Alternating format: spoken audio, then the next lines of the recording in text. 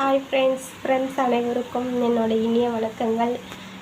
இன்றைக்கான வீடியோ வந்துட்டு என்னென்னா, கர்ப்பமாக இருக்கக்கூடிய பெண்கள் வந்துட்டு சாப்பிடக்கூடிய மாத்திரை இருக்குது பாருங்கள்.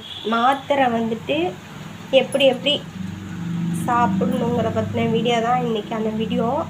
அதாவது ஒரு பொண்ணு கர்ப்பம்னு தெரிஞ்சால் ஹாஸ்பிட்டலுக்கு செக்கப்புக்கு போகிறப்ப அந்த ஹாஸ்பிட்டலில் அந்த டாக்டர்ஸ் வந்து எந்த மாத்திரை மருந்து சாப்பிடணும்னு சொல்கிறாங்களோ அதை மட்டும்தான் நீங்கள் சாப்பிடணும், சரிங்களா? அதை விட்டுட்டு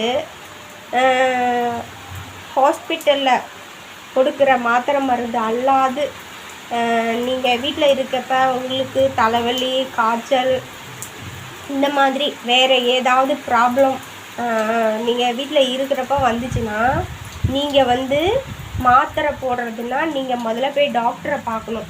டாக்டரை பார்த்துட்டு அதுக்கப்புறம்தான் நீங்கள் வந்து மாத்திரை போடுறத நீங்கள் வந்து கடைபிடிக்கணும், சரிங்களா? நீங்கள் பாட்டுக்க எனக்கு தலை வலிக்குது, கால் வலிக்குது, கை கால் உடம்புலாம் வலிக்குதுன்னு சொல்லிவிட்டு உங்கள் இஷ்டத்துக்கு மாத்திரை மருந்தெல்லாம் நீங்கள் சாப்பிடக்கூடாது, சரிங்களா? அப்படி உங்களுக்கு ஏதாவது ஒரு பிரச்சனைனா நீங்கள் உடனே என்ன பண்ணணும், டாக்டரை தான் போய் பார்க்கணும், சரிங்களா?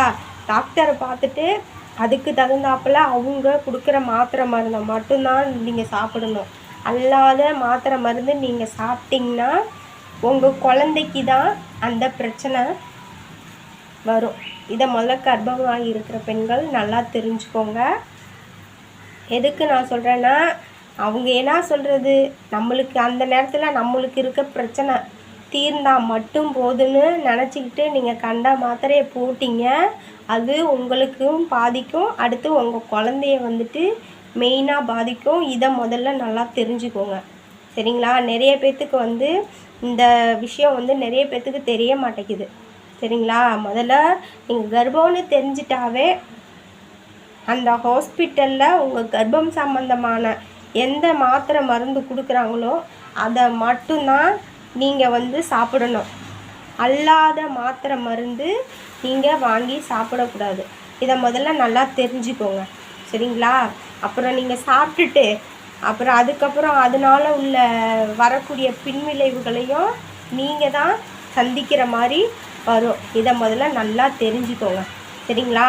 நிறைய பேர்த்துக்கு இந்த விஷயம் வந்து கண்டிப்பாக தெரியாமல் இருக்கிறதுக்கு நிறைய வாய்ப்பு இருக்குது.